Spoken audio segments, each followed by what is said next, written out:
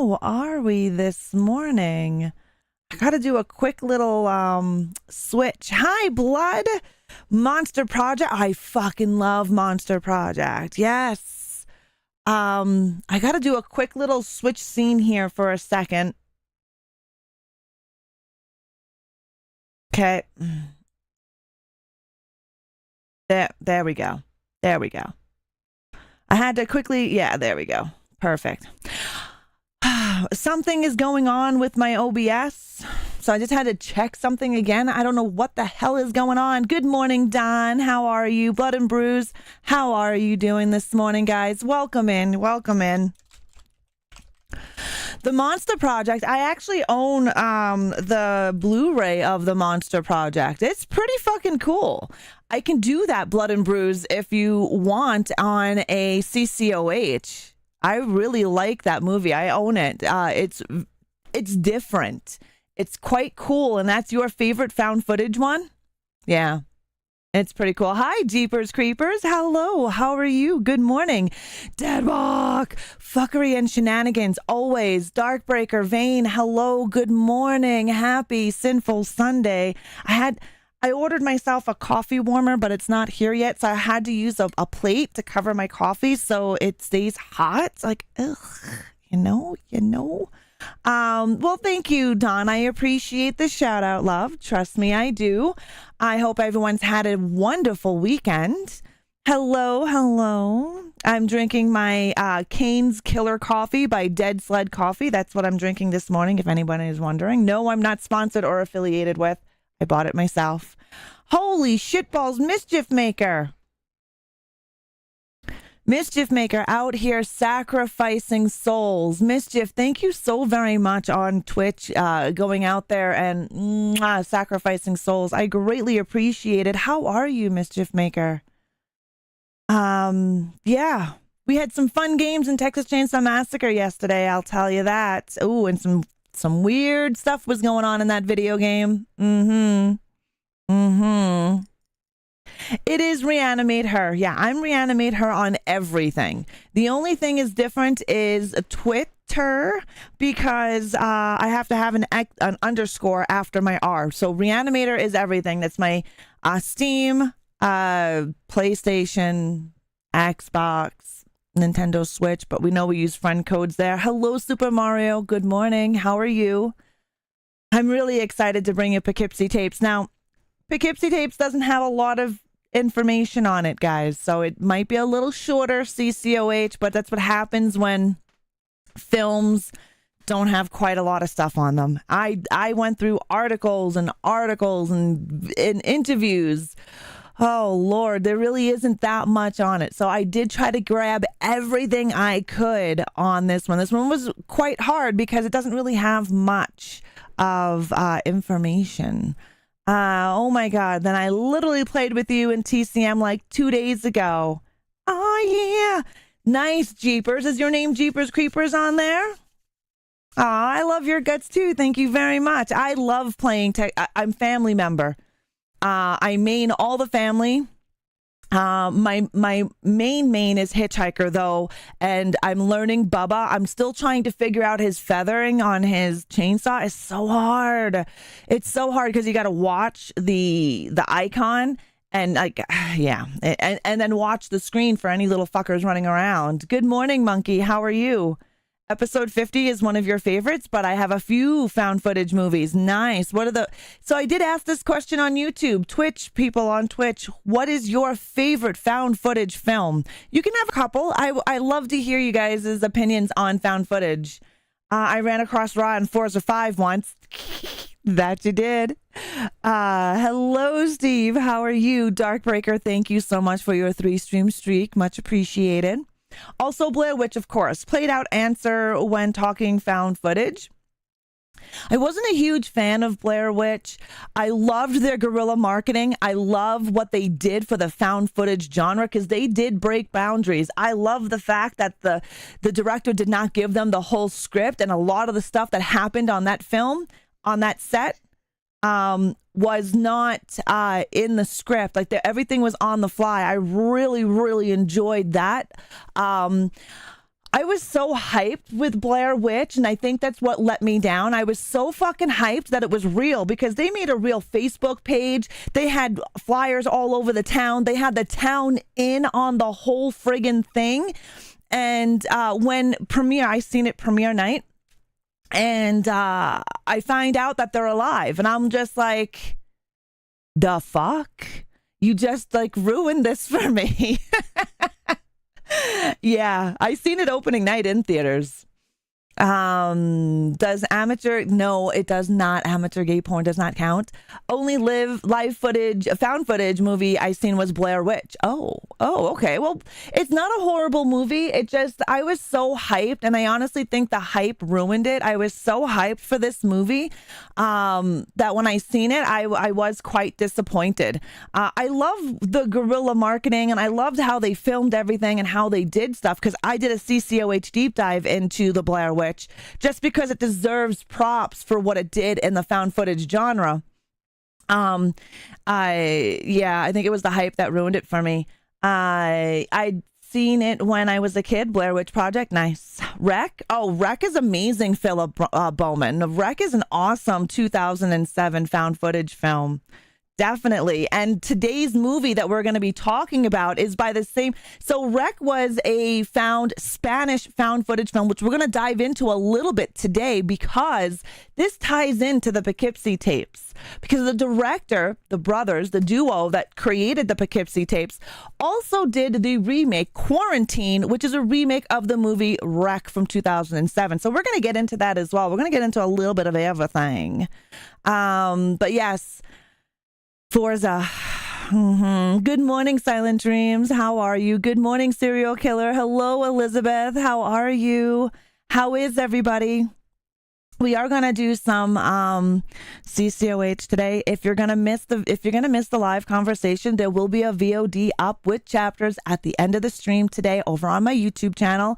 And last Sunday we covered the movie Carrie, which is pretty friggin' awesome. Next, Coffee Chat of Horrors, we're going to be covering Vamp from 1986. That'll be next week's. That's already up on YouTube if you want to hit the reminder over there on it. Hello, Dahi. I found this one more interesting than the Blair Witch. I know it wasn't real, but it felt more realistic since it drew inspiration from serial killers. That it did. There's quite a bit I have on that as well, Dahi. Rec is one of the scariest movies I've seen in 2007. I've seen that movie on Halloween season. Nice vein. Hey, Ra, honey, I have been good. Quiet weekend. Thank you for asking. I hope yours was good. Mine was busy and good as usual. Thank you for asking. Good moments and not so good moments is how I am doing. I know, Monkey. Sending you my love still, bud. Yeah, Vamp. So if you guys watched The Last Drive-In with Joe Bob Briggs, Joe Bob did a session on Valentine's Day, right? Violent Valentines, and Vamp was one of those movies. And Vamp is a classic 1986 horror comedy film, and it's great. It's underrated. I don't think it gets enough love amongst the horror community, and we're going to deep dive into that next Sunday. But the video is up on YouTube if you want to be reminded about the live stream. Good morning, Sailor. How are you? Hello, Carlos. How are you? All right. Well, it looks like everybody is here. Why don't we dive all up in to our CCOH? Let's get into it. We have a trailer for you as well. So interesting. Who likes scary movies and coffee? The following show is based on research on horror movies and what goes on behind the scenes of your favorite scary movies. Horde Entertainment or ReAnimateHer is not responsible for the macabre and horror that you are about to witness. Viewer discretion is advised. Good morning, my daywalkers. I am ReAnimateHer, your queen of horror, and this is Coffee Chat of Horrors, the only horror show that takes its coffee like it's magic, and that is black. Today, our screams come from John Erick Dowdle, the Poughkeepsie Tapes. So make sure to buckle up. as we traverse through the realms that nightmares are made of. And welcome. Good morning. Good morning. Hello. How are you? I see someone just snuck on in there. Speedy Misha and Zach O'Green. How are you guys? Yes, if you're just coming in here, we're going to be discussing the Poughkeepsie Tapes. The Poughkeepsie Tapes originally debuting at a film festival back in 2007. The director is John Erick Dowdle, and it's been written by Drew Dowdle and John Erick Dowdle, two brothers. And these guys have been in the film industry for quite a bit, and they've made themselves a name in the horror realm. They started out in some comedy, but then slowly dived on into creating the Poughkeepsie Tapes. This is one of their first serious horror movies that they created. She looks like she's wearing a mask, but it looks so real. She was, I don't know if you've seen this vein, but the female, Cheryl Dempsey, when she was kidnapped by the serial killer, he turned her into a slave, and I mean a full-on slave. There is a lot of things she had to do in this film. It's crazy. I'm going to tell you, if you haven't seen it, please go and check it out. It is a scary found footage film. It really is. It's one that's like, oh my goodness. And I really wanted to see more what was on those tapes. Hi, KB. Happy Sunday. You first watched it in October. It is it's one of my favorite found footage films. So I asked everybody on YouTube and on Twitch, what is your favorite found footage films? And Blood and Bruise said The Monster Project and Blair Witch. Hello, Gothic. How are you, Gothic Storyteller? Hi, Ace. Good morning. And what did Darkbreaker say? Darkbreaker, it was found footage 50, right? Interesting that it was on. Yes, it was. Yes, it was. And they did a really good job. Moon, good morning. Good morning. We're going to head into the trailer. Let me know if you guys can hear the trailer. I did put it on a different fader this time. But yes, I'm decent. Last day to enjoy solid foods before I go. Ooh, wisdom teeth. Good luck to you. I'm going to send you some juju though, Gothic, because yeah, wisdom teeth suck. Hello, Lynette. How are you? The mortuary assistant at Scaria. Nice. I'll be checking it out soon again. But let's get into this trailer.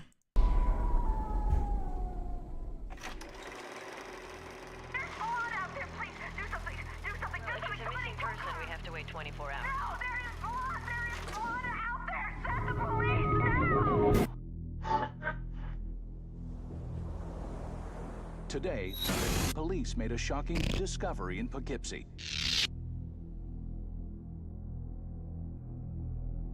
A third body was found here today.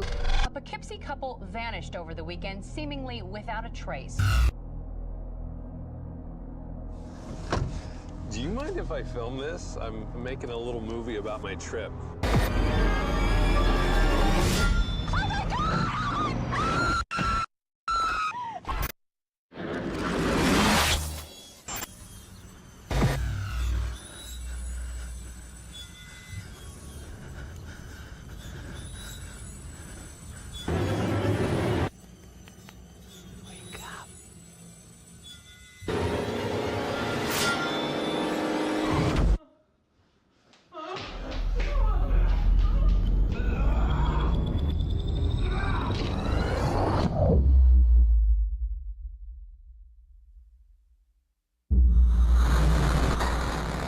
The Poughkeepsie Tapes.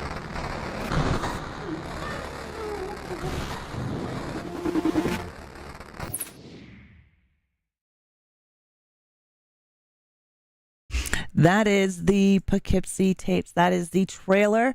I'm going to highly suggest that you check it out. Seriously, check it out. Let's get on to the plot here, and I'll give you guys a little bit of information on what this is about. This is a found footage film back in 2007, and it's basically a serial killer filming what he is doing. And it's all from basically the point of view of the serial killer through a camcorder. You should really check this out if you haven't already. And it is free on Tubi.tv in the United States and in Canada. So if you haven't checked out the Poughkeepsie Tapes, do yourself a favor and do it, because it is a creepy found footage film. Good morning, Ash. Definitely check it out. And if you do check it out, let me know. And if you're watching on YouTube and you're watching this as a VOD, let me know in the comments if you liked it. It's on Tubi.tv in the United States and in Canada as we speak. Dahi was just saying that it was on Tubi, and Dahi's in the US. I watch it on Tubi as well, but in Canada. So I know it's on both. It is weird and creepy. It is sinister. It is insane how this movie hits you on different levels. It gave me goosebumps. I'm not a huge found footage fan. There are a few films that I love. Poughkeepsie Tapes is one of them. Cannibal Holocaust is another. Cannibal Holocaust is my number one. I love that movie and everything about it. This is my second favorite, is the Poughkeepsie Tapes. Definitely going to check it out tonight. Nice. Right on. You definitely should. It's great. So this film was shot in 15 days. Does this film feel rushed? For those of you that's seen it, did it feel rushed at all? Because it was shot in 15 days. I did not believe it was shot in 15 days because it didn't feel rushed. You know what I mean? You can tell when a movie's on a deadline and it's rushed, especially indie films that are hitting the festival circuit. This hit the festival circuit first before it even got theatrical debut, right? And then we have some information on the theatrical debut. Definitely, Ash, let me know how you like it. Yeah. Love the movie Scream, Lynette. The original. I like the first Scream. But yes, the movie was shot in 15 days. Everything. 15 days. The budget is super low budget according to me, it's low friggin' budget. And according to what low budget stats are today, this was made for $450,000 US. Most low budget films are $1 million, $2 million, $5 million, and that's considered low budget. But this was done in 2007. And if you remember Halloween and Friday the 13th, they were low budget as well, $300,000 for a budget there. This one was $450,000 in total done as a budget. I do not have any box office stats because it was taken out of the theaters within 3 days of release. It starts out with a creepy kidnapping. Yes, it does, of a little girl. Yeah. Hi, Anthony. How are you? We are discussing the Poughkeepsie Tapes, released in 2007. It starts off with this heavy-breathing guy with a video camera, and he's videotaping people as he goes through. It starts off with this little girl in the front yard playing with her toys, and this is what's so creepy. This part is so effing creepy.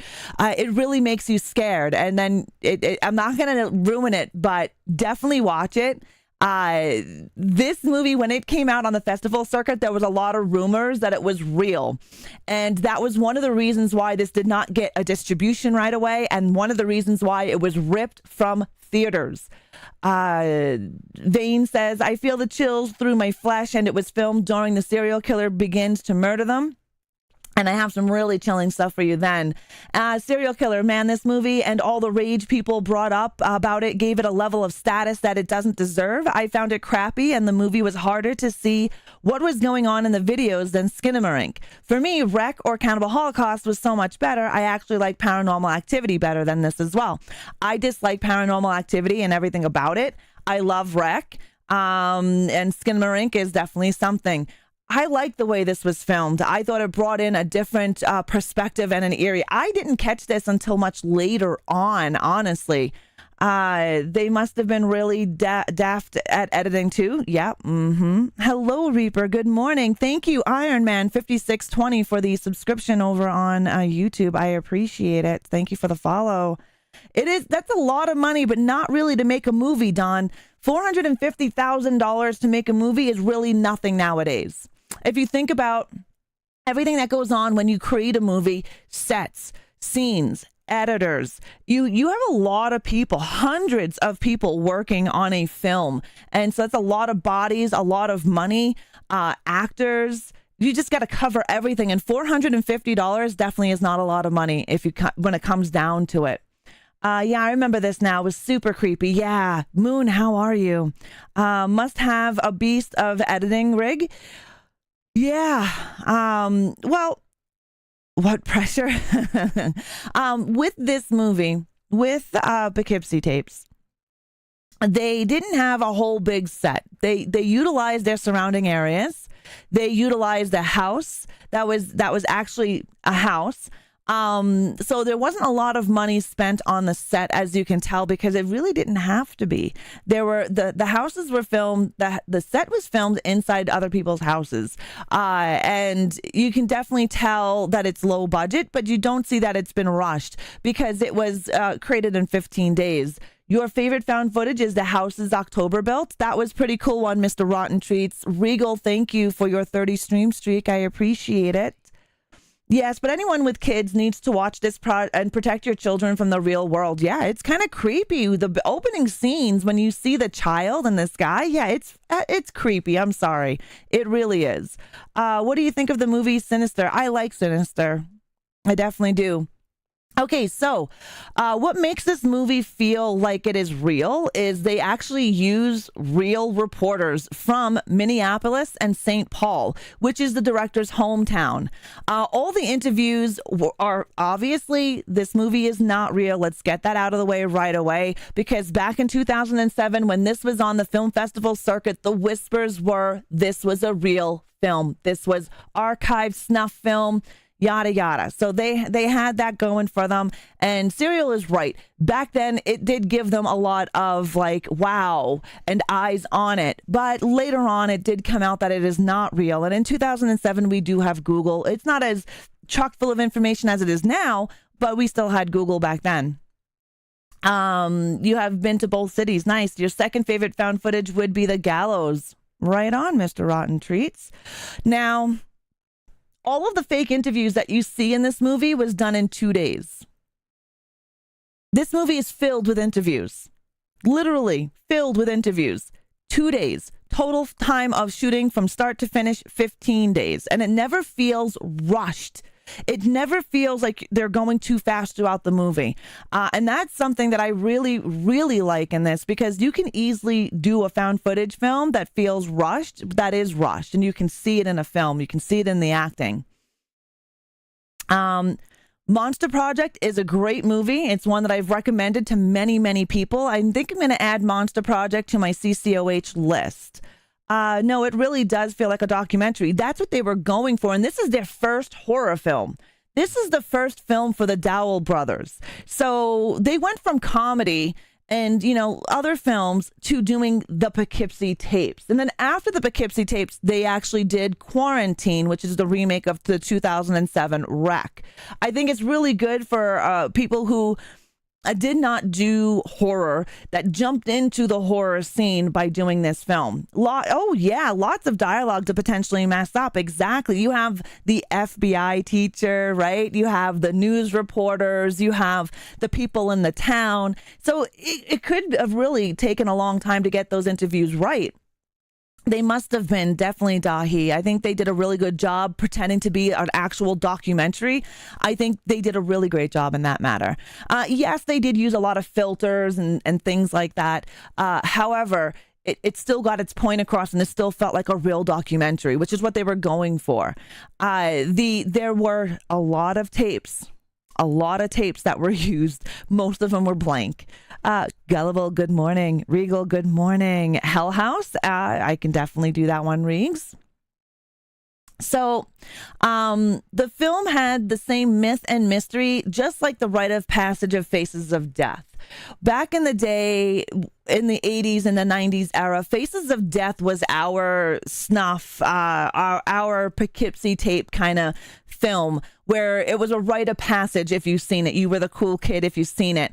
You would rent it from the video store. You know, we thought it was real. And there was so much rumor about it and hype about that movie that everybody and their mother wanted to see Faces of Death. And if your parents caught it, then you were in trouble. And it was a rite of passage back then. And then this is very similar take to the myth and mystery of rumors that it's a real snuff film, right? Because everyone's like, oh my God, it's got to be real. Look at it, right?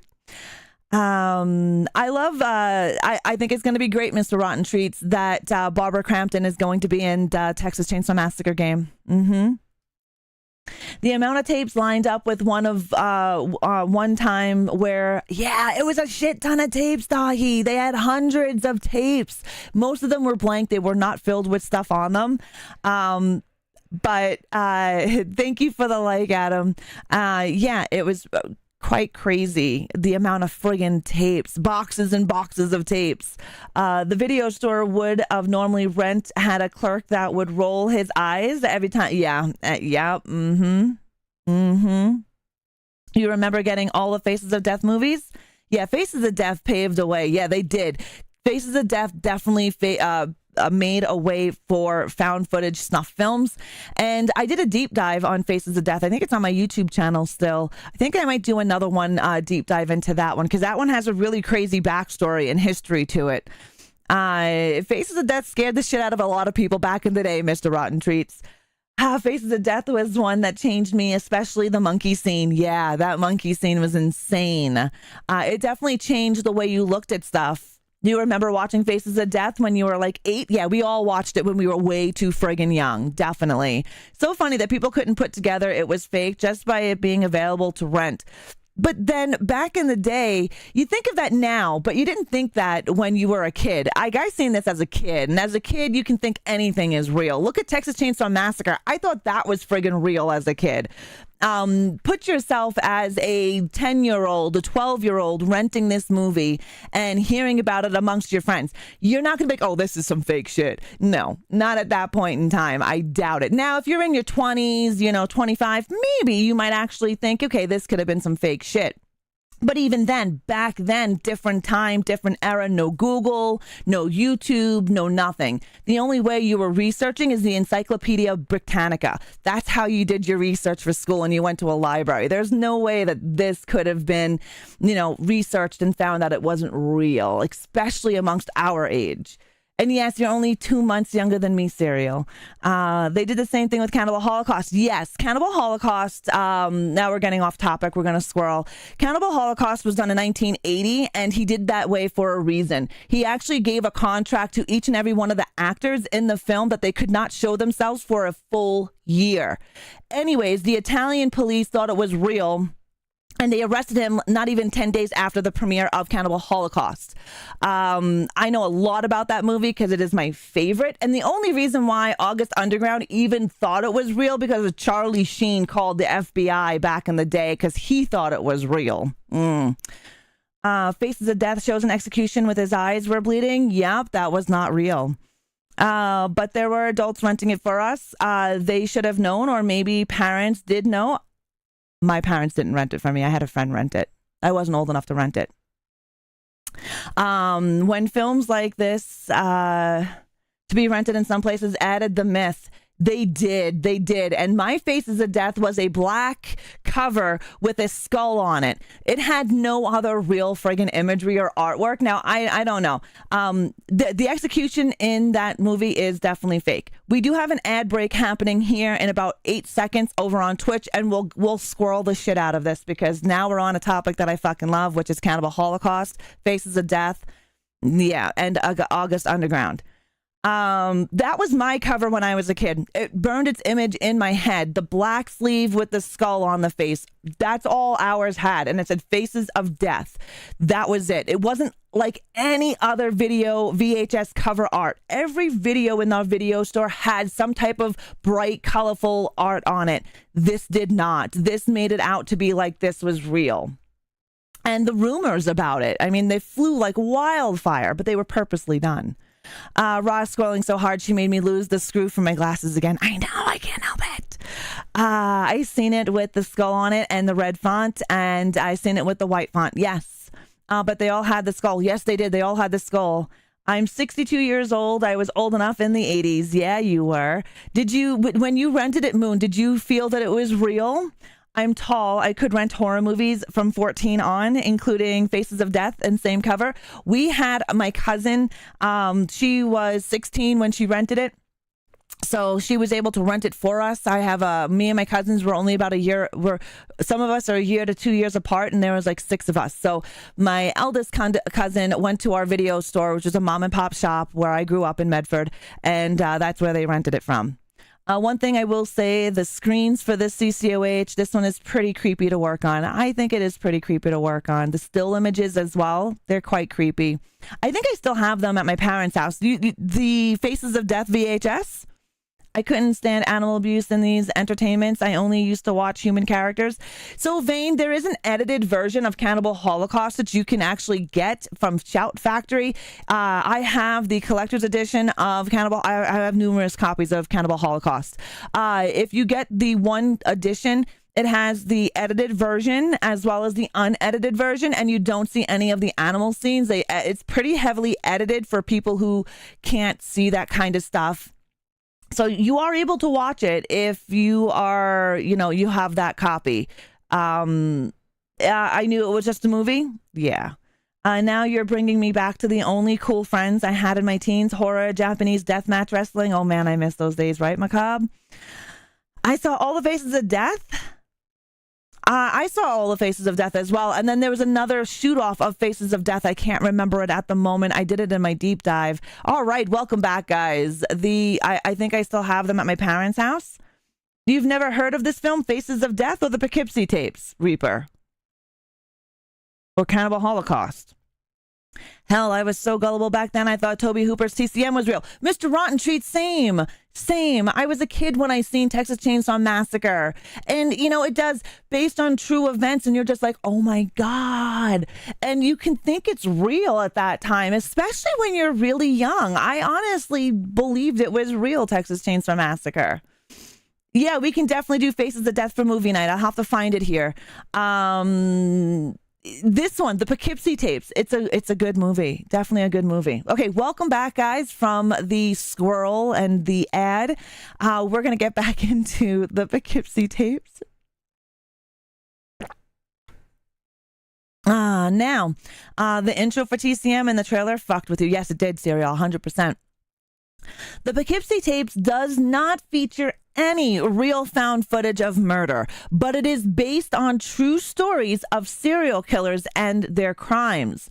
The marketing of the Poughkeepsie Tapes was great because Edward Carver was a real-life serial killer that was in Poughkeepsie. He terrorized Poughkeepsie. This is a real serial killer, Edward Carver. You can Google him to learn more about him, but he was really a serial killer in Poughkeepsie. And the Dowdle brothers, they thought this was great because the Poughkeepsie Tapes, serial killer kind of deal.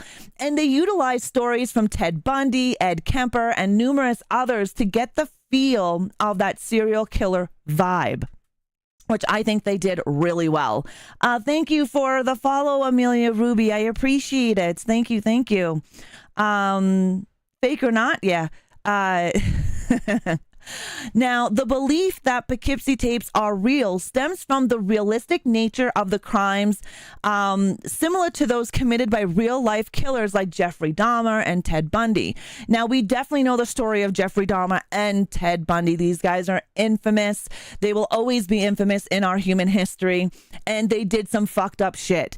And in this movie, the killer did some fucked up shit, if you've seen it. Like hog ties and all sorts of craziness was in this film. Supposedly do a face. There is, okay, squirrel moment. Blood and Bruise, there is a Faces of Death remake. It's actually had its premiere or a early screening just recently. Unfortunately, I don't think that is going to hit the same than anything else. I'm interested to see it. Don't get me wrong. I am interested to see it, but I just don't think it's going to hit as hard as the original Faces of Death. And I really don't know how they're going to bring that feel, you know what I mean, to this movie. Have Knife by Serial Killer. Gen X, thank you very much for your 3-stream streak. I appreciate it. I'll have to check Faces of Death, and we'll do that for movie night. Now, like I said, inspired and stories about real life serial killers. And in Poughkeepsie, there was an actual serial killer by the name of Edward Carver. So that helped stem to the mystery and myth of this being real. That helped it quite a bit. I know, I'm sorry, Deadwalk. Yeah, watch the Poughkeepsie Tapes. They're really good. Now, the Water Street Butcher is a convincing serial killer because he's composite, cobbled together from the strategies and methods of many killers who were all too real. Now, the Water Street Butcher is the killer in this movie. He is the serial killer in this movie. And just like other serial killers where they pretended to, hitch a ride and go to a gas station. A lot of these images that you see in this movie have been done in real life by actual serial killers. That's another thing that makes this movie feel like it could be real, because we've seen these in documentaries about serial killers. I-90, the Highway Killer, Golden State Killer, all of these serial killers had an inspiration in this film, and they try to utilize some of the imagery that you've seen in documentaries in this film to make it feel real, which I think they nailed on the head in 15 friggin' days. Edward Carver, perfect name for a serial killer. He never had a chance. Nope. If you don't know about Carver, don't look him up. The dude was fucked up. Edward Carver. Maybe I'll do on my YouTube, Patreon, and Fourth Wall memberships, I'm going to do a little audio deep dive for you guys on Edward Carver, like I do my serial killer.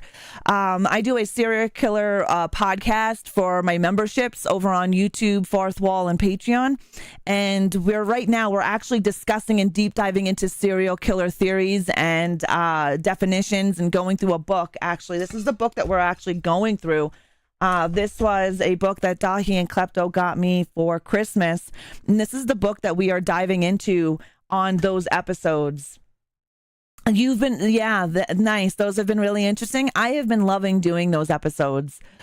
In this day of everything at our fingertips, it's harder to make things like this. It is. It really is. It was Traces of Death. That is it, Blood. That is it. I was trying to think of that. Traces of Death. There was actually two other offshoots of Faces of Death. It is, Anthony. It definitely is. We didn't read it, so all of your episodes are fresh from... Oh, yes! We're going through them nice and individually, like about 10 to 20 minutes worth of audio on that. Okay, squirrel moment. All right, I'm done scrolling. So the Water Street Butcher.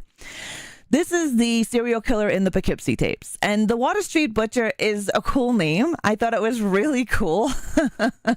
and the creepy short little horror videos in this movie, for instance, in here, you see on the right-hand side, there's a girl on a balloon or a ball. That scene, you can hear him. I'm assuming she is a lady of the night, and he hired her and murderized her, but he had her sit on a balloon and she was bouncing on it. At this point in time, she was okay. She wasn't up in arms or scared. Thank you, Adam, for the finger hearts. She wasn't overly scared until he starts yelling at her, and then she's bouncing on this balloon, and it's just a short 20-second video of it, and she's bouncing on it, and he wanted her to pop it. That was creepy as well. And that's in here. I thought this was one where they actually succeeded with a less is more approach. I agree. And I would have loved to seen more of these videos, these little short horror videos that they did for this film. I would have loved to see more of them. I was trying to find longer footage, but there is nothing on those. I couldn't find anything myself. Now, the movie's marketing and its recent viral popularity on social media, which also helped contribute to the misconception that the Poughkeepsie Tapes are genuine snuff films, but the footage is entirely staged. They actually sat down with a camcorder to give it that kind of look, a regular camcorder, like he would be walking around with a home camcorder. And they use a lot of filters. And, Serial Killer was saying earlier that he didn't like it because the video was hard to see. And that they did that on purpose. So that was made so it did look like it was found footage. They made it look that it was on a crappy home recorded camcorder that you would just hold like this, right? And they created a lot of short videos. They had a small budget, $450,000. Okay. Think about how much money went to special effects. Probably very little. And so they tried to film it to where these shorts were scary, left you on edge, made you unease, but also used filters for visual uneasiness. I thought they did a good job. I definitely agree that, especially since most of us are now grown up. I thought they did a good job hitting all those markers of creepy factor, uneasiness, and tension in all of them. Yeah, okay, some of the videos were really hard to see, but I honestly, that was probably done for two reasons. One, the special effect or the effect that they were doing could have been seen as not being real, and they wanted to try to distort that view. That's what I think is why they did that. You've seen illegal porn look better, but not all of the shots were like that, though. Not all of the shots were really hard to see. The scene with the British lady, I think she was a British lady or Australian lady, that scene was very unsettling. She thought, this lady's car broke down on the side of the road. Here comes the Water Street Butcher driving along. And he kind of presents himself as a police officer, but doesn't technically say he's a police officer. This lady, not being from our country, not being from that country at the time, she has a heavy accent. She gets in the back of the car that has a cage on it and no way of getting out of the back seat. And he's talking to her. And you can see her at ease, and then all of a sudden, boom, you can see the look of regret in her face. And she did an amazing job with that, because you've seen the regret in her face, like, oh, fuck, what did I just do? And the fact that he turns around and says, I'm not a police officer. And what happens after that scene stuck with me. The little girl scene in the beginning stuck with me, but this scene really hit me because the look they zoomed in on her face, and she did such a great job with the panic in her eyes and her face. I was like, holy shit, put yourself in that position, which, a lot of women have been found in themselves in these types of positions. If you haven't seen the Poughkeepsie Tapes, I just looked it. Yes, it's on Tubi, both Tubis, Canada and the America. And the America. Yeah, I will agree with you, Dahi. The British the scene with the British lady. Yes, dead walk. Very, very creepy. And the way she committed to screaming, I know. This is her. You see right there, the bottom image. I know it might be a little hard to see. That's her tied up with duct tape on, not a clear masking tape, packing tape on her face, crying. Like, it was a really creepy scene. Even though knowing it wasn't real, it was still, I know, even though it was still like, holy shit. And now I seen the Poughkeepsie Tapes years later. I already knew it wasn't real, but it still didn't matter to me. The visuals, the sounds, the atmosphere, the voices, everything that this movie had in it made it feel real, made me feel like I was watching a serial killer documentary. And I think they did a really great friggin' job. And the guy who pretended to be an FBI teacher, I thought he did a really good job portraying an FBI, talking to FBI students. I thought he did a really good job in that. Always check out all movies and make your own mind up. We all have different tastes. Yes, definitely. We all have different tastes in different moods that we can also make our decisions on a movie. That's why I watch most more than once. Fuck, the first time I watched Camp Death 3 in 2D, I loved it. Then I watched it a couple of years later and now I hate it. Sailor Moon fucking loves it still. I love a lot of movies that a lot of people don't like. And art is subjective. So horror movies are a work of art and they're subjective to the person who is watching it. We can watch the same movie and have the same taste in films, but the movie hits me differently than it hits you. Same thing with Skinamarink. Skinamarink was a huge one that actually showed people that you can have a difference of opinion and taste in a movie and it hits everybody differently. I know some people who've seen Skinamarink and they were like, that was the scariest friggin' movie I've ever seen. I watched it and I was like, the first time I watched it, I'm not going to lie. Sorry, Kyle. I turned it off within the first 15 minutes. Then I watched it again. I watched the whole thing. The movie was not for me. I did not find it eerie or scary. I did not find it any traumatic experience with that film. But I do know several people that film scared the shit out of them. Scared the shit out of them. And that's because they have some sort of link to what those kids were going through at night, which is crazy to see. Japanese, Italy, Brazil horror. Oh, I love international horror. That's all I watch a lot of international horror.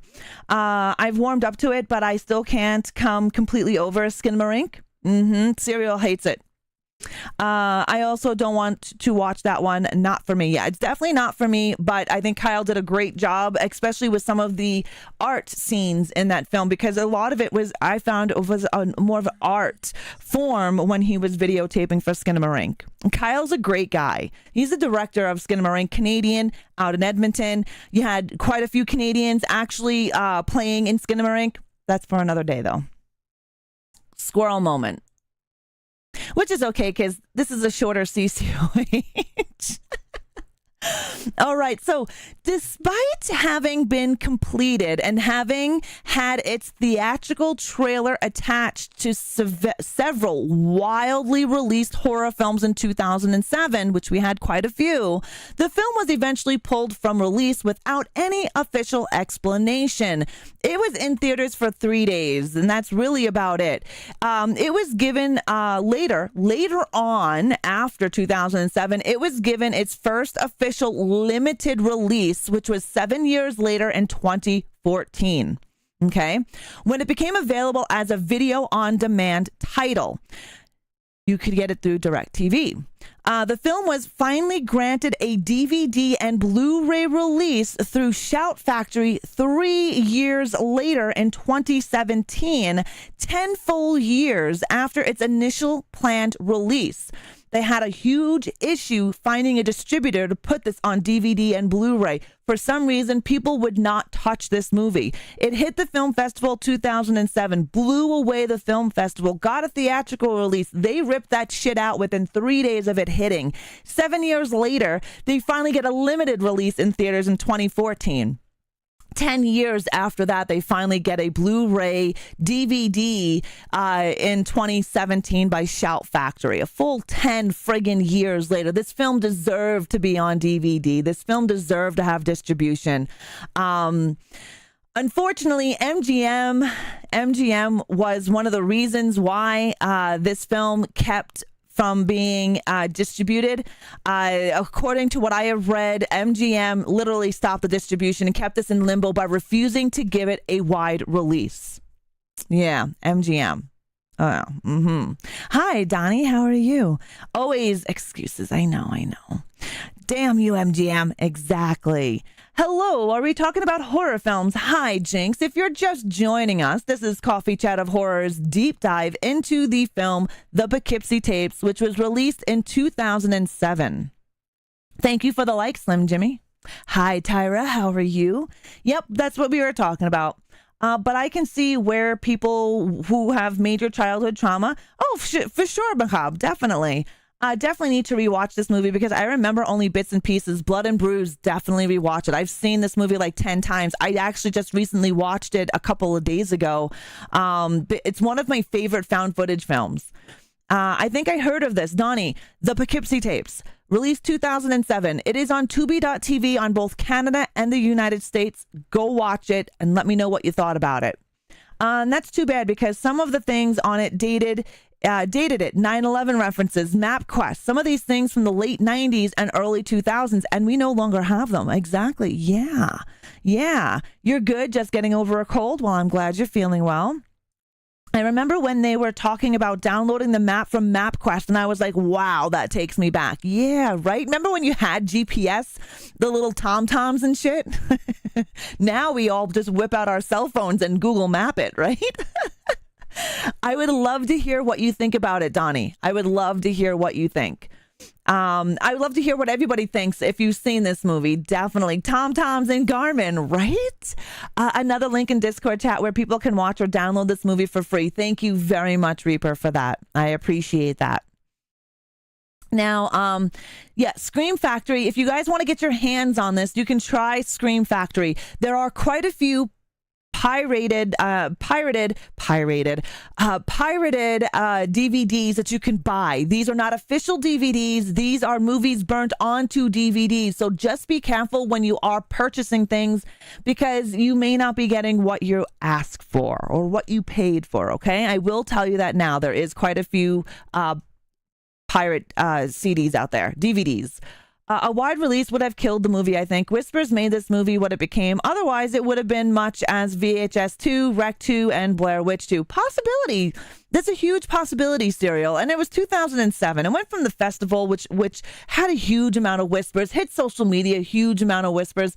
I think whispers really do help. And sometimes leaking a movie, like Skinamarink. Zachary, thank you for the like. Skinamarink, for example. Skinamarink would not have been so friggin' huge if it did not get leaked out in Spain. And Kyle even mentioned that in the panel interview at the Calgary HorrorCon. Or when you actually had to print out MapQuest directions. Oh, yes, 100%.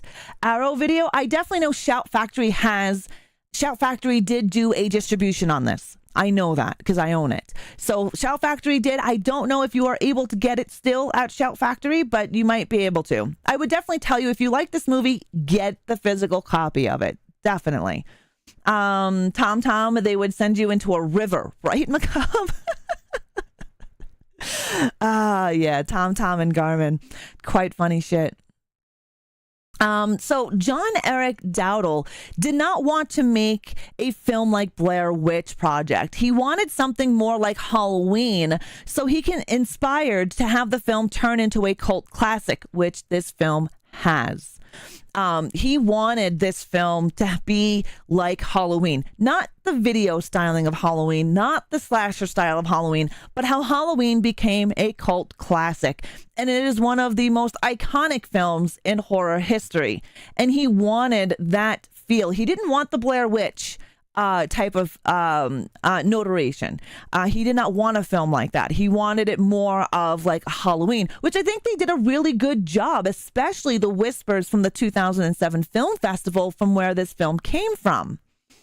I'm glad they didn't make this into a supernatural Blair Witch ripoff. Yeah, me too. Because Blair Witch was 2004, right?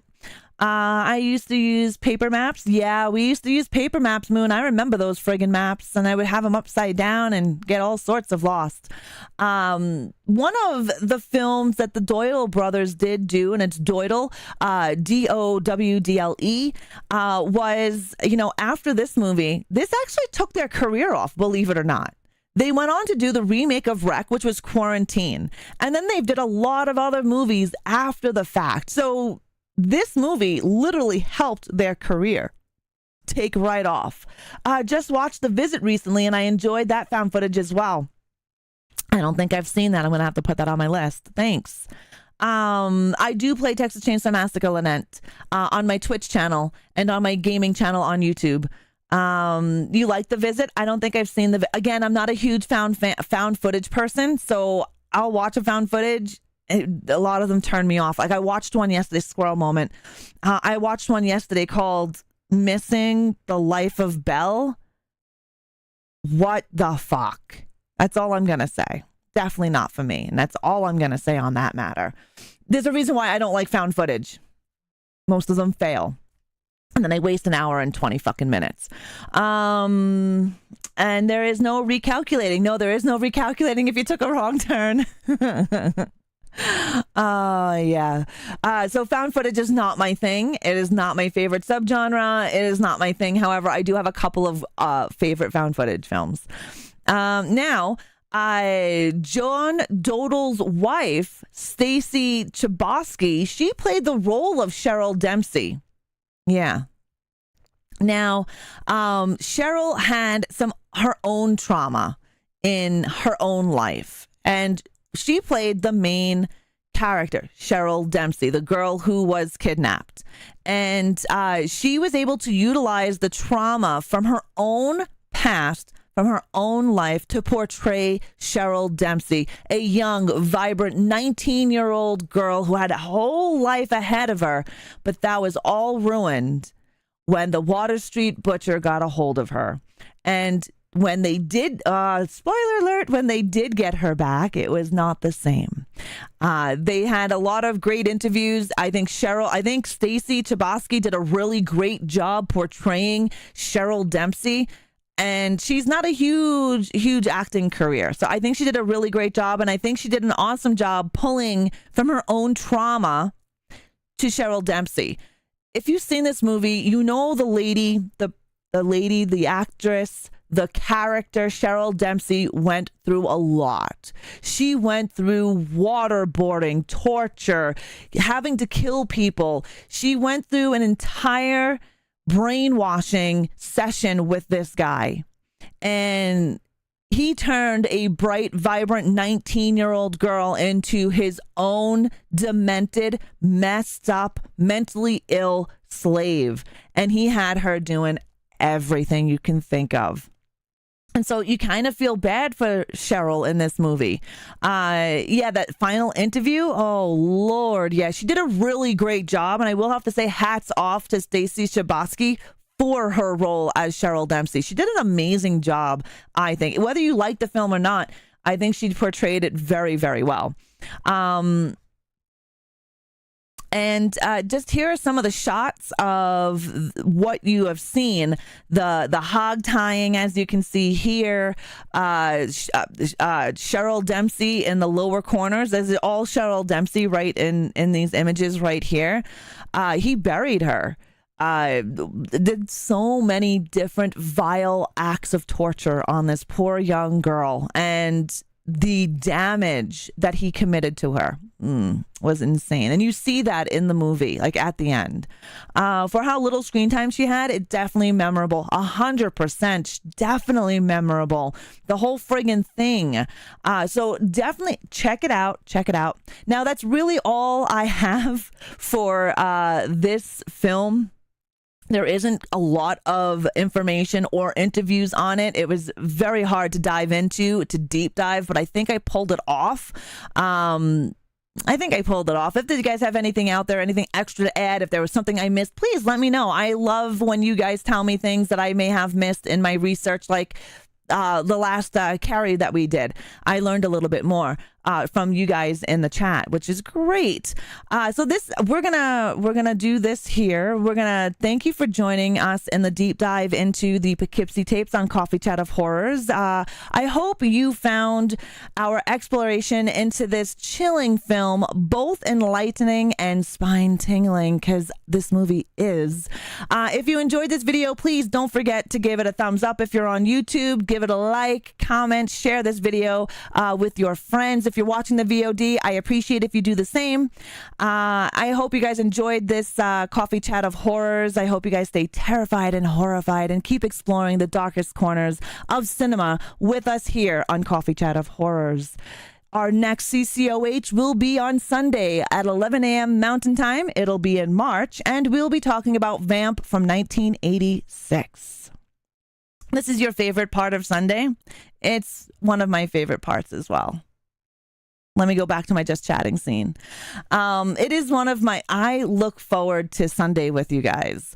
I really do. I enjoy everything about it. Let me stop this one here. I do. I enjoy everything about Sunday mornings with you guys. I love doing the research. I do it anyway. And I love having our conversations. Yes, in March. Yes, it's the first Sunday in March. You love CCOH? Thank you, Donnie. Thank you very much. I really enjoy it because I get to speak to you guys about films that I either love or don't love, but films that have broke the industry, broke boundaries, and have done tons of different things. I really definitely enjoy that. But yes, we'll be talking about Vamp. Vamp is another underrated, I think it's an underrated, a horror comedy vampire film that the world needs to see. It's a lot of fun. And going back to our earlier topic of like Faces of Death, and very interesting to see the remake is happening. The remake is geared more towards online, dark web, social media type of stuff, which a lot of films, horror films lately in the last couple of years have been based on social media. Host, influencer, Superhost. A lot of this, that monster movie, Making Monsters, that's another one that's based on influencer horror, right? You glad to hear some cool things? I'm glad you enjoyed it. The other night, I was suggested to watch at Eden Lake. I did, and the movie made me so mad, but in a good way. Eden Lake is good. It's another decent found footage film. Yes. Hello, Philip. How are you? And yeah, how are you doing? How's your day? We're actually over here, I think. Nope. Oh, yes. You know what? We're going to gift. We have 5 free YouTube memberships. If you guys don't have your memberships on here over on YouTube, a membership is like a subscription over on Twitch. It's a paid thing that you can do to help my content, help support my content. And YouTube gives me 10 free memberships a month, so you guys can get a taste of what it's like to be a member over on YouTube. So unfortunately though, you have to have that setting turned on in your settings over on YouTube. We're going to gift out 5 memberships right now. So whoever is on YouTube, make sure your membership things are on, because you can claim free membership. Let's just say there is a shitty diaper scene in The Visit. Oh, is there blood? Is there? We're gonna have to check it out. Hello, Botan. How are you? We got an ad break over on the Twitch side of things. Membership hype. If you guys just became a member over on YouTube, make sure to check out some of my member-only content. I do a weekly podcast just for YouTube membership with video about serial killers, and we deep dive into different subjects. Those things don't normally go public. They just stay for members. So make sure you go in and check it out, guys. And if you weren't gifted and it says you were, go into your settings and open that up so you can be a member over on YouTube. Yeah, I'm loving the serial killer podcast. I am. I'm having fun with it. I don't have to, it's great to read and have discussions on. That's something that I do over there. It's a lot of fun. It is a lot of fun. I like learning about it. I like the questions that I get. I like the conversations that we have over there about the film, about the podcast, and about serial killers. Botan, how are you doing? If you missed my CCOH, guys, you can check out the edited version. Actually, not really edited. It's just chaptered over on YouTube. I don't have time to edit it into a smaller version so you guys can watch it on YouTube, but I will add chapters at the end of it today, so you can just skip the shenanigans, because I squirrel quite a bit and I go on these other rants. If you just want to know the nitty gritty of the Poughkeepsie Tapes, all you have to do is look at the chapters. HH is your favorite? Yeah. HH Holmes. Thank you for being here, Draven. I appreciate it. No worries. No worries. Get your sleep. There's a lot of serial killers. And on my membership page, we actually, a few episodes ago, we were having discussions on as to why America has the most serial killers in the world. Scrolling is part of the fun of CCOH. Well, I'm glad you enjoy the scrolling part. The United States has the most serial killers in all of the world. All of the world. Insane. And you got to wonder why. Don't tell me because it's all about how many people you have in the country. There are other countries like China and India that outpopulate the United States. That is different. I've really enjoyed this. Thank you, Raw Honey. This film reminds me of the girl in the box crime. The toy box murders. Are you talking about the toy box killer? He was messed up. His girlfriend and him were messed up.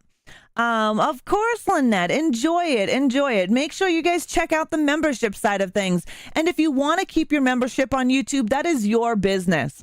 I don't force anybody or beg people to subscribe to me, like membership wise, on Twitch, YouTube, Patreon, or my fourth wall at the Ghoul Shop. If you guys want to support my content, you go for it. If you want to just support it by visually watching, sharing, hey, I love that just as much as the financial side of things. So please don't ever feel that if you don't have a sub, you don't have a membership, that you can't come back in here or you can't talk to me, because you can. This is not my full-time job. I have a job that helps me pay my bills. The content and the monies that I make from my Twitch, my fourth wall, my Patreon, and YouTube all go back into the stream.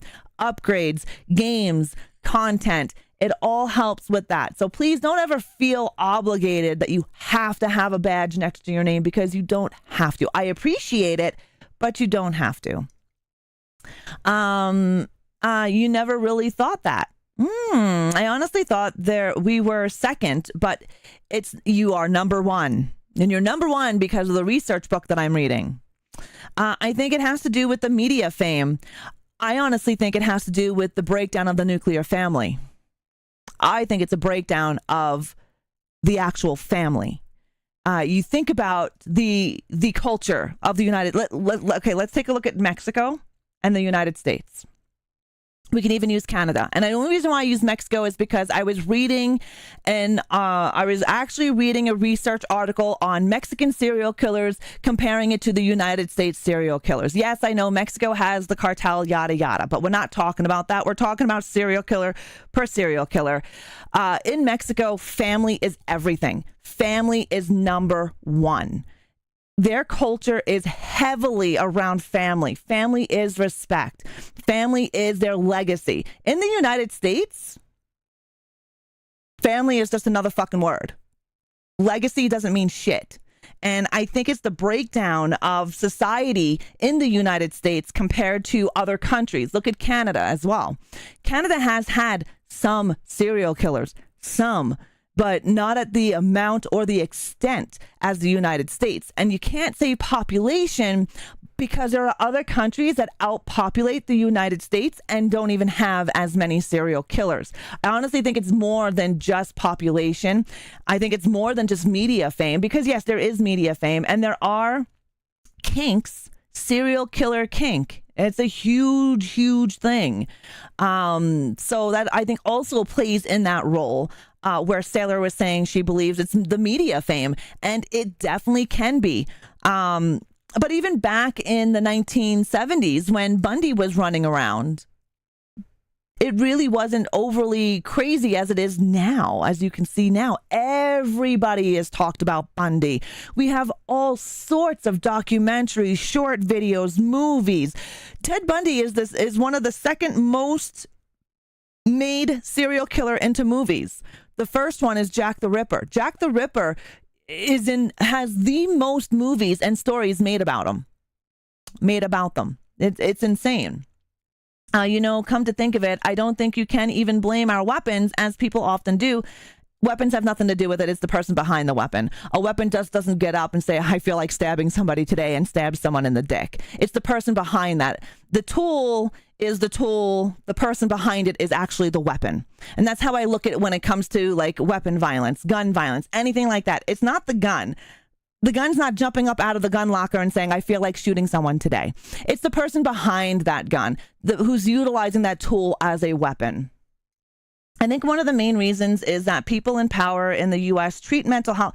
Everybody treats mental health like shit, though, macabre. Let's get real. Everywhere around the world, mental health is still a fucking taboo. And even 10 years ago, it was a taboo here in Canada, especially men's mental health. I don't honestly think that has anything to do with it.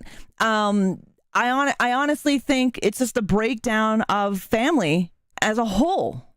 A lot of these serial killers come from broken homes, right? Dads left or dads that beat you. If you look at all of the serial killers, go through them all, they all have this pattern. The majority of them had some sort of brain damage done to them at a very young age. Ed Kemper was dropped on his head, actually fractured his skull. Ted Bundy also had a bump on his head, as well as numerous other serial killers. They also come from a long line of dysfunctional families, drunk fathers, drunk mothers, prostitution, drug addicts. There's a huge thing when you take a look at the pattern of serial killers and where they come from, how they're made. Is it nurture or nature? Yeah, I don't know. Yeah, it's a combination of a lot of things. Oh, for sure. I think it's a lot of everything. I think mental health does play a role, but I don't think that's the reason why there's a lot in the United States. I don't feel that it's all mental health. Yeah, Jack the Ripper is the most famous. Yes, he is. He's the most famous serial killer. You mean Alec Baldwin? What about Alec Baldwin?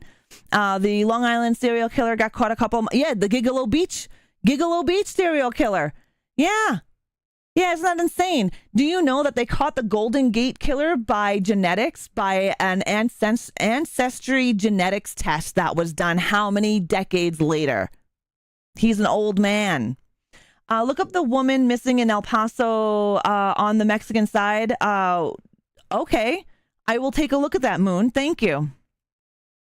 Agreed. Also, people need to stop trying to blame stuff like movies, TVs, and books and video games. Fill up 100%. Video games don't make you kill people. I play them all the time, and I haven't murdered one person. The one that lived around here, Pee Wee Gaskin, was illiterate and had the mental capacity of a 10-year-old. Yeah. What about the confession killer, Henry? He had a reading level of 5. I think that size of the U.S. might have something to do with it as well as family. I think it's a little bit of everything. The 44 caliber killer and the Zodiac. Yeah, I honestly think Son of Sam was more than one person. Men aren't allowed to be vulnerable. It's stupid thinking. I agree with you, Sailor. Men's mental health is just as important as female mental health. Men deal with things as well. We're human. We all deal with shit. And yes, women have a huge mental health, but we're not the only ones that deal with hormone issues. We're not the only ones that deal with the shit that goes on in our lives. Men have been raised to not cry, not bitch, and not whine, because if you do, you're a girl. I call bullshit on that. Men should cry. Men should talk. Men should release things. Men go through the same bullshit we go through as women. Their mental health is just as fucking important as ours. And it's ridiculous that people still to this day think that if you cry as a man or you let out what's holding inside of you as a human, as a man, you are considered a wimp. I don't think so at all. I think it's strength. I honestly think if a man can take the time to share what's bothering him, what's on his heart, what's in his mind, and shares that to somebody, whether it's a professional, their wife, their spouse, whatever, who the hell it might be, I call that strength, not a weakness. Strength. Mostly because personal for them and guns are cold with and they're not intimate. They're not intimate. Knives are intimate. But I also feel like a lot of countries don't publicize serial killers like Russia. Russia has some crazy fucking killers, and Russia hid their serial killers. I did a research paper on, I cannot pronounce his name, but he's one of Russia's famous serial killers, and they didn't catch him right away, even though people said to him, he's murdering people. You have a serial killer. The entire Soviet Union people there were like, no, we don't. Meanwhile, they were finding bodies after bodies after bodies, but we don't have a serial killer. They hid it. They literally said, no, we don't. We don't know what you're talking about. I am a strong, independent man who doesn't have emotions, sobs internally, right, Ace? Thanks to the fact that Jack the Ripper, he was so brutal, yet had the precision of a surgeon and was never caught, which is big part of this time. Really, it is. Yeah, family try to hide family members that are sick. Yeah, they do. They do. Family does protect, unfortunately. I agree with that, but the U.S. has over 3,900 known ones, and Russia comes in with second with 169. And when it comes to mass killing, Europe, Russia, and Asia is insane on the amount of genocide. Yeah, but we're just talking about serial killers, and not the genocide of people because of their religious beliefs or what they look like or whatever, right? That's a totally different thing. But yes, if you're talking about just serial killers, the United States is number one. Yeah. I've never cried in my life. Even my sweat glands are removed. Soviet Union soldiers were, another dead body. He must have fell. Totally no serial killer. That's exactly what they did. They denied having serial killers, and it was in their face. I can't remember his name. He has glasses. And this was done a long time ago when the Soviet Union was the Soviet, when it was communist Russia or whatever the fuck it's called. Back then, this is not now, not under Putin's reign. On the topic of games and movies or books, all of those things can influence people for sure. Anything can influence anybody. It's not the reason why they do it. I don't go play GTA and shoot some cops in the dick and then go out in real life and shoot cops in the dick. No. I watch a lot of horror movies, a lot of violent, grotesque, a lot of films that people do not watch because it's too violent for them. I'm not out there causing ruckus. They don't influence me to do any of that shit. That's it. That is it, Speedy. Andre, whatever. I can't pronounce that last name. It's like I said, it started with a CH. He literally could have been caught 40 times over, but they denied it. They were like, no, we don't have a serial killer. No. We don't know what you're talking about. Nope, doesn't exist. They could have caught him numerous times. The Red Ripper. Are you talking about? Yes, Andre. Yes, that's the one. That's what I'm talking about, Elizabetha. Chicatello. Yeah, that's who I was talking about. I was reading a few little things on that man, and oh my Lord, there's two female killers I think are Elizabeth Bathory and Eileen Wuornos, and I've heard at the point there was a theory the Jack the Ripper was a woman. There was a theory, but it was thrown out because in that time back then, women weren't allowed to be any kind of surgeon, doctor, dentist. Back in the day when Whitechapel, do you know a barber was also a dentist and also could be a butcher? So your hairdresser could also have the knowledge of being a butcher and a dentist, which would know some of the anatomy of a human, because men back in that time had more than one occupation. And it actually has, they say they found who really was Jack the Ripper. But since the DNA was so corrupt, like the DNA on the sweater that was found, the chain of command, how they kept evidence back then, they can't use it. They can't say for sure that this was the person who killed him, but he was a suspect and he was questioned.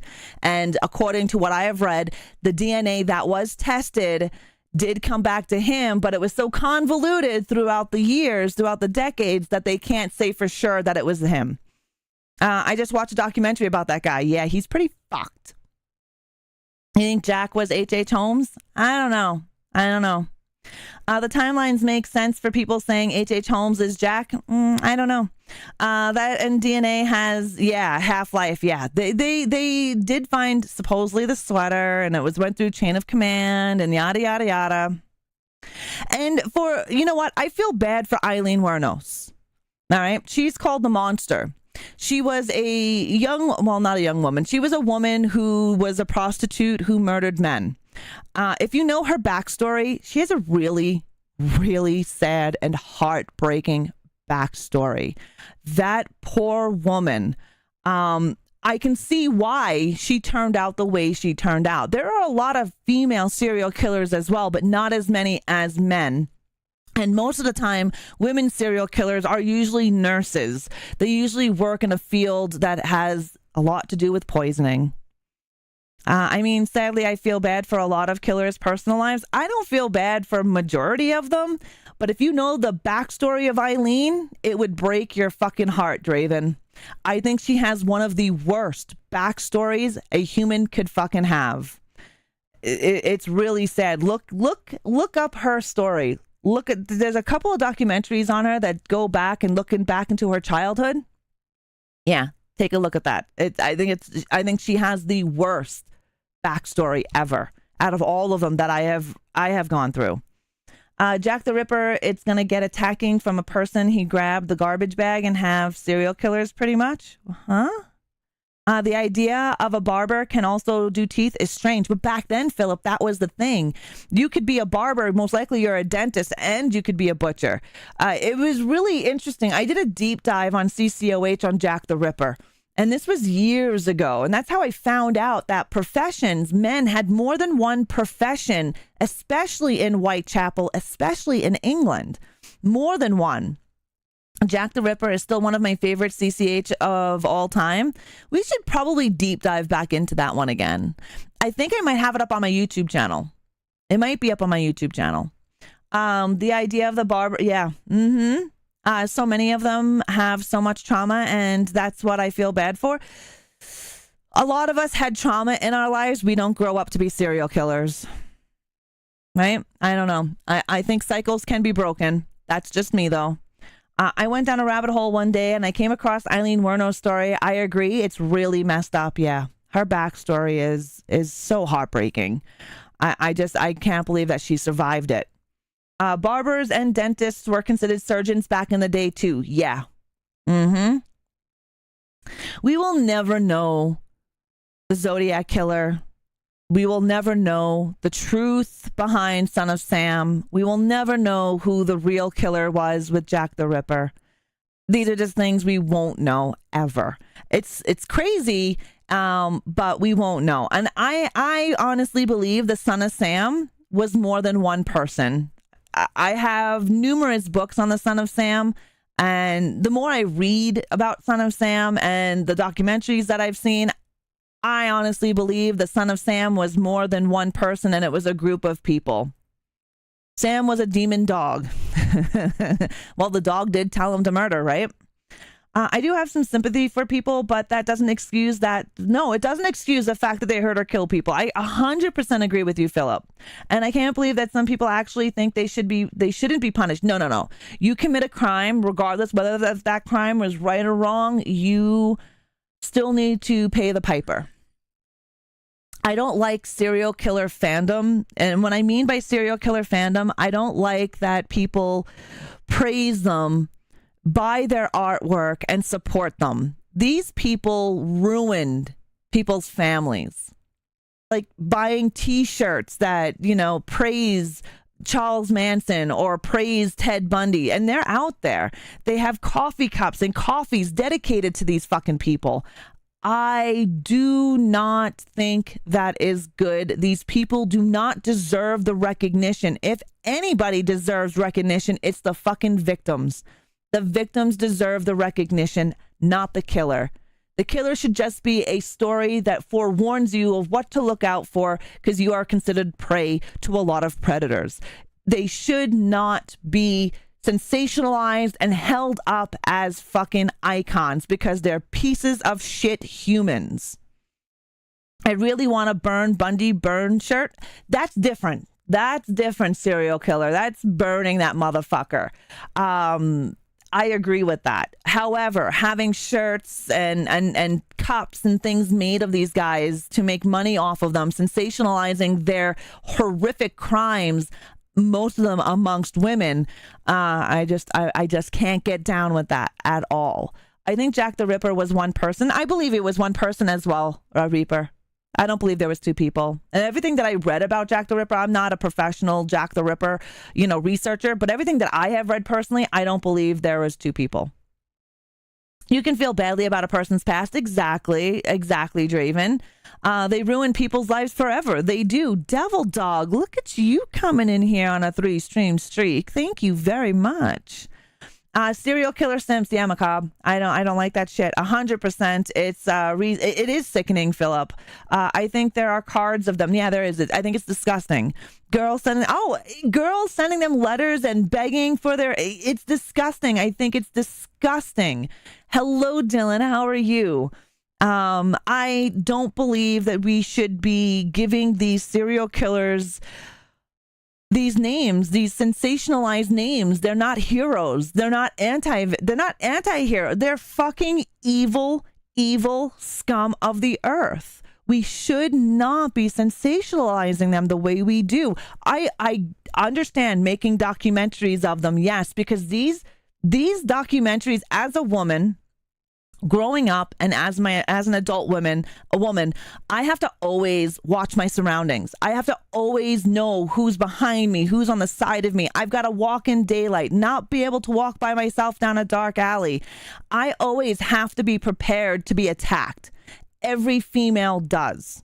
And it's something that you grow up learning. It's something that's ingrained into you. Watching these documentaries on serial killers really opens your eyes up onto how to protect yourself and self-awareness. Knowing what street you are on, the color of the cars passing you by, the guy who just walked by you smiling, what does he look like and what was he wearing?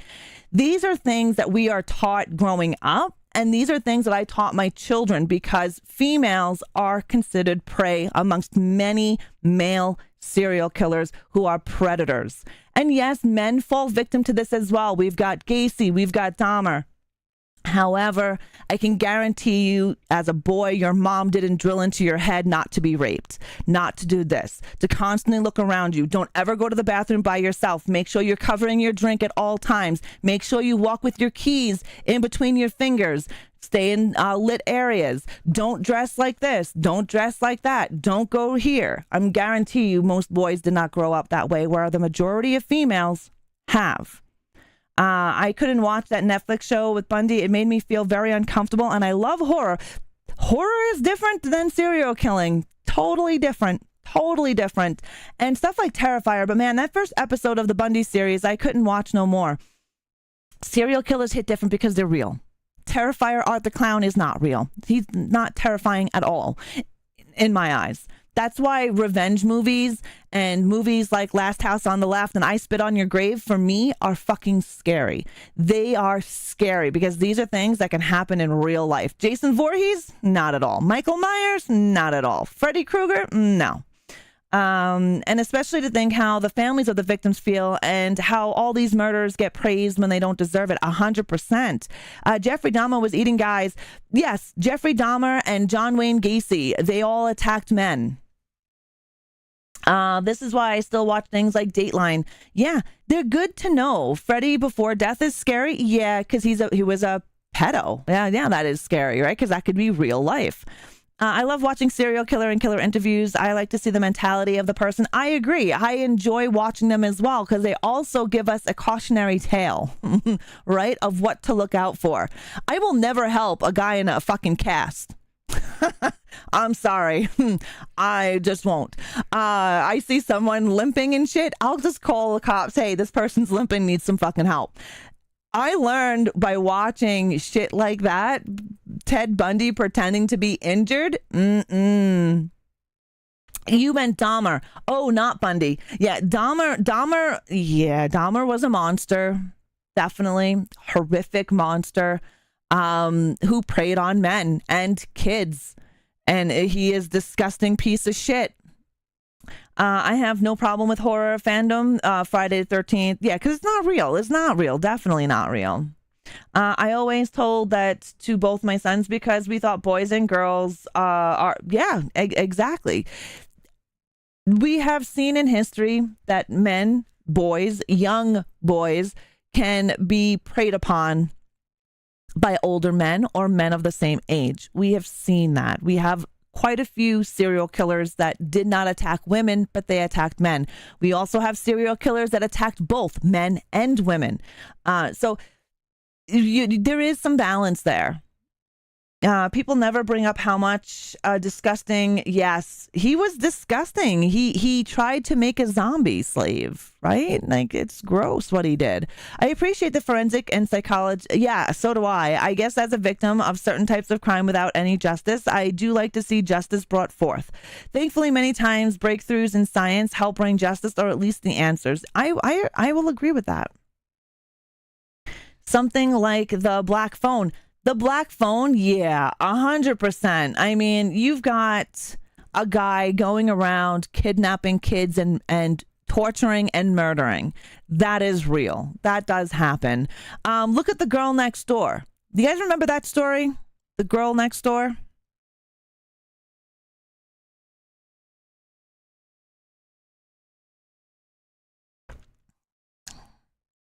I believe You are able to watch it on Tubi, not the comedy, The Girl Next Door. Yeah.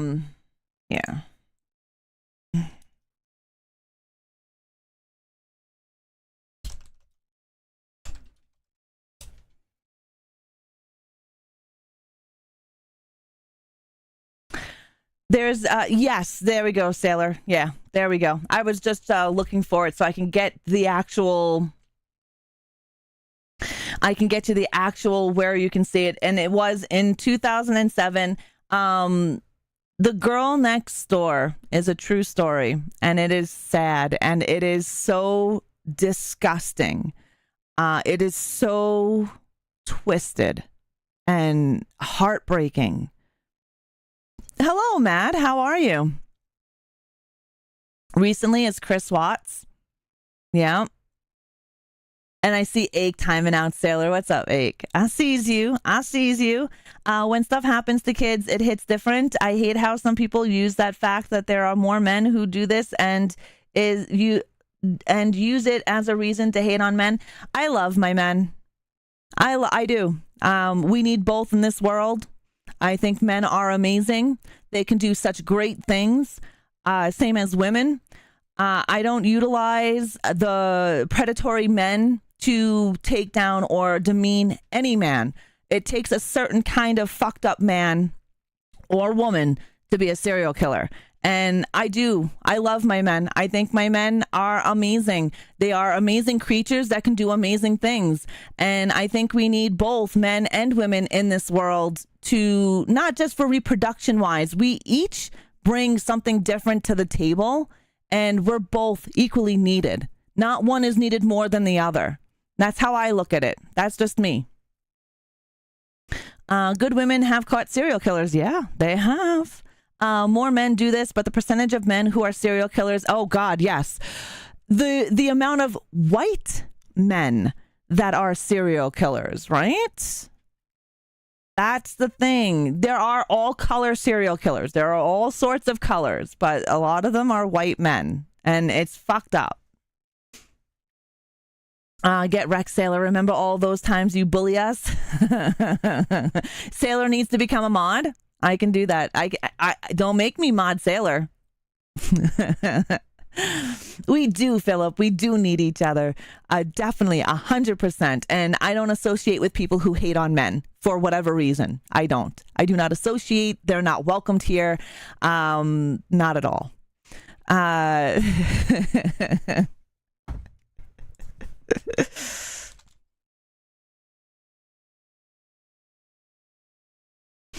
I honestly believe anyone who views one gender is better than the other needs to speak to a therapist. I agree. Quick, get her again, Ake, before she gains unlimited power.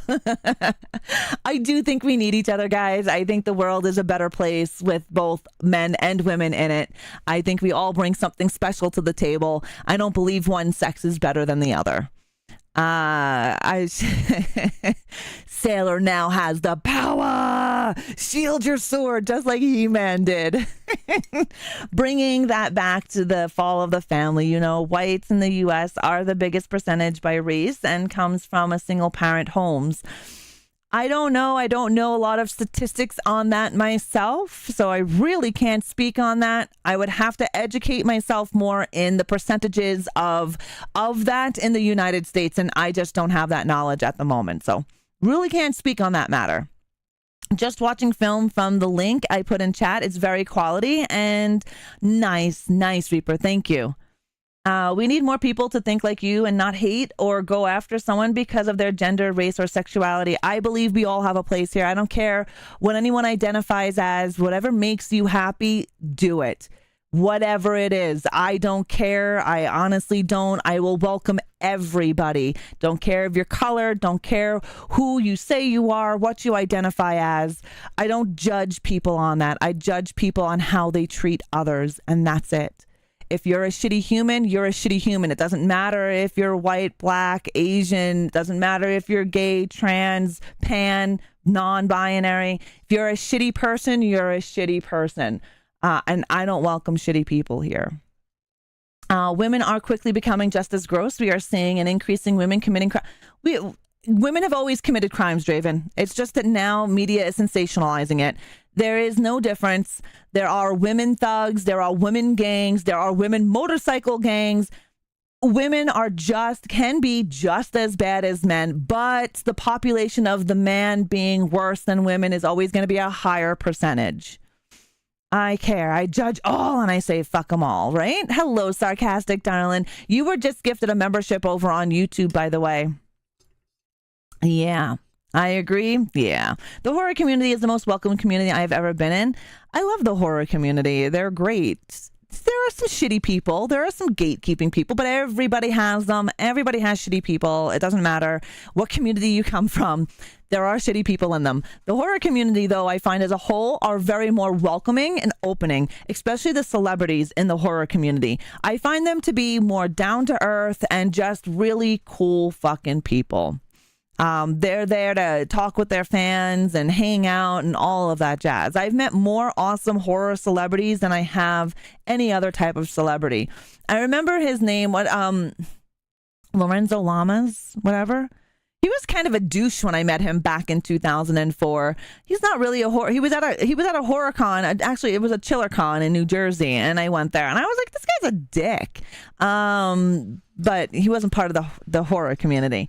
In the U.S., 40% of domestic violence is women on men, and that is what is reported. Imagine how many. There's a lot of men who do not report abuse, and there's a lot of women who don't report abuse. So those numbers are insane. And if everybody reported their abuse, then you would actually see real numbers. But there are so many people that are afraid, especially men, women as well. It doesn't really matter if you're male or female. Abuse is abuse, and a lot of people do not come forward. A lot. More do not come forward than the ones that do come forward. There's a new comic book miniseries that just recently came out called The One Hand about this serial killer. Interesting black metal werewolf.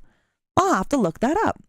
Because we men aren't taken seriously when we report abuse. No. And again, that's another shitty thing that our society has done. A lot of men don't get taken seriously. And I agree with you, Ace and Macabre, 100%. Even amongst their own friends, though. You can have a guy who's being beaten by his girlfriend who will tell his buddies, and his buddies would laugh at him. This type of shit is ingrained in you guys when you are little. Men don't cry. Men are men. Men don't wear makeup. Men don't wear nail polish. Men don't do this. Men don't do that. That is what's drilled in your heads, right? I seen media makes it seem good to be awful person. Yeah, there is. Like so-called women who put down men. Like that's just going to make more not... Yeah, Philip. But you can do whatever the fuck you want, right? That's how I look at it. I don't care who you are or what you are. You do what you want as long as you're not fucking around anybody else, right? I didn't report my abuse. I couldn't afford to. If he went to jail, I had no house. Yeah, there's a lot of people in that predicament, Draven. A lot. Yeah, men get get wrapped, and they do. They do, Moon. I knew what you were saying, not wrapped, but yes, they do. Yeah, it's disgusting. I don't think it's right men get in trouble for pushing a woman off him when she is hit. I agree with you, Sailor. How I look at it this way, if you're old enough to hit, you're old enough to get hit back. I don't care who you are. Touch me and I will punch you in the face. I don't give a shit. That's how I look at it. If you're old enough to hit, you're old enough to get hit back. This is what makes me laugh about my ex. She's been in 5 relationships, 4 kids, and claimed abuse in every relationship. Yeah, because she's a professional victim, Ace. That's what that is. Get off my parade. Are you raining on Serial's parade, Riggs?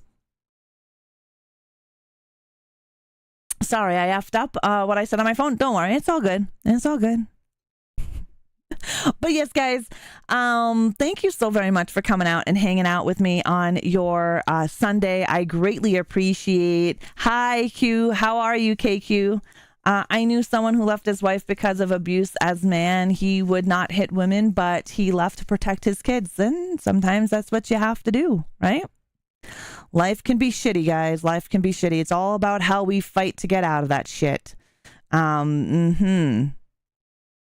Of course. Thank you for being here, Deadwalk. Thank you guys for everybody. Thank you for hanging out with me on this Poughkeepsie tape deep dive on Coffee Chat of Horrors and our shenanigans afterwards. I really do appreciate it. The VOD will be up as soon as this video ends, and I will be putting chapters on the video so you guys can bypass all of the bullshit that we talk about in between our CCOH. You can just hit the facts. Thank you for being here, Devil. Thank you, Sailor, Serial Killer, Regal Oncer, Dravenrawl, Philip, Steve, Sarcastic Freedom, Gaming, Don, Donnie. Thank you guys so much for coming and hanging out with me. We're going to do our credits, and hopefully our credits actually work, because sometimes they don't. I will just sick raw on any woman. Well, yeah, exactly, Monkey. I will rip them apart. But thank you guys so much for being here. Hopefully the credits pop up. Oh, they are. Holy shit balls. Have a good day, everybody. Thank you so very much for participating in this Coffee Chat of Horrors. I greatly appreciate you and the time that you take out of your day to come here, whether you're watching me over on YouTube or you're watching me over on Twitch. I greatly appreciate both of you, both sides coming together and hanging out with me on your Sunday morning, afternoon, or evening. I hope you guys have an amazing rest of your day. Thank you so very much for all of your support on every level, guys. I could not make this content without you. You guys help create such an awesome community that we have here. Sailor getting cereal. Have an amazing day, everybody. I love your guts. Be kind to one another. Have an awesome Monday, and I will see you guys Wednesday night. I will slash you all later. Bye.